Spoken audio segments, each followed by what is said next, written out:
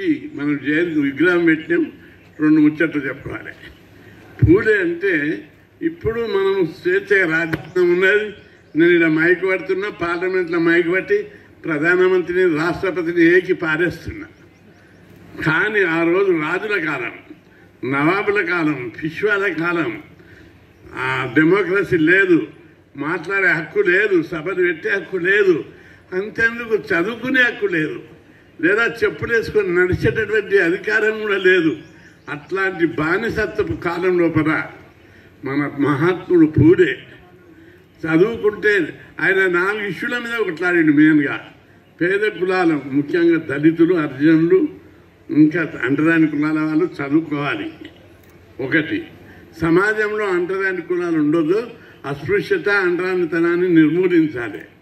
అదేవిధంగా ఆ రోజుల్లో స్త్రీలను భర్త చనిపోతే భర్త శవం పక్క కట్టి కాలబెట్టేవారు. సతీ సహగమనం అనేది దాన్ని.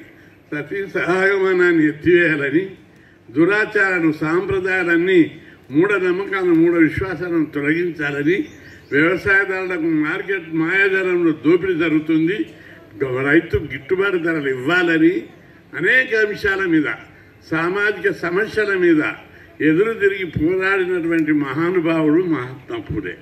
ఈరోజు ఆ రోజు ఆయన కొట్లాడిన బాటలోనే అంబేద్కర్ ఇన్స్పైర్ అయ్యి ఆయన కూడా మన కోసం పోరాడి రాజ్యాంగంలోనే మన హక్కులన్నీ ఇక్కడ పెట్టాడు. ఆయన పూలే స్ఫూర్తి అంబేద్కర్ మీద ప్రభావం పడ్డది, అంబేద్కర్ ప్రభావం మన అందరి మీద పడ్డది. కాబట్టి మూల పురుషుడు ఎవరు? పూలే. పూలే యొక్క బానిసత్వానికి, అంటరానితనానికి, దోపిడీకి, పీడనకు, అణచివేతకు వ్యతిరేకంగా చేసిన ఆ మహాపోరాటము చరిత్రలో చాలా గొప్పది. ఈరోజు మాట్లాడడానికి వీల్లేదు. ఈయన చదువుల విషయాన్ని చదువుకోవాలని ఇరుగు పొరుగు వాళ్ళంటే కూడా తండ్రి మీద అక్కడ ఉన్నటువంటి పటేండు దొరలు ఒత్తిడి తెచ్చి నీ కొడుకుని నీట నువ్వు చదివిస్తే ఊళ్ళకి వెళ్ళి నిలబడతాం అని చెప్పారు. దానికి భయపడి తండ్రి చదువు మానిపించాడు. దొంగతనాన రాత్రిలో ఆయన చదువు వచ్చిన దగ్గరికి పోయి చదువు రాసుకోవడం నేర్చాడు. ఆ తర్వాత చదివిండు. ఆ తర్వాత ఆయన భార్య, ఆడవాళ్ళు ఆ రోజుల్లో చదువు లేదు ఆడపిల్లలకు, మహిళలకు. అందుకే పూలే ఏమనుకున్నాడు, మహిళలు కూడా చదువుకోవాలి, మహిళలు కూడా అధికారంలో వాటా పొందాలి, వాళ్ళకు కూడా సమాన హక్కులు కావాలని తన భార్యను చదివించి టీచర్ను చేసి మహిళలకు కూడా చదువు చెప్పించినటువంటి గొప్ప మహానుభావుడు మహాత్మా పూలే. ఇంకొక విషయం మీద గుర్తుపెట్టుకోవాలి ఆయన గొప్పతనం.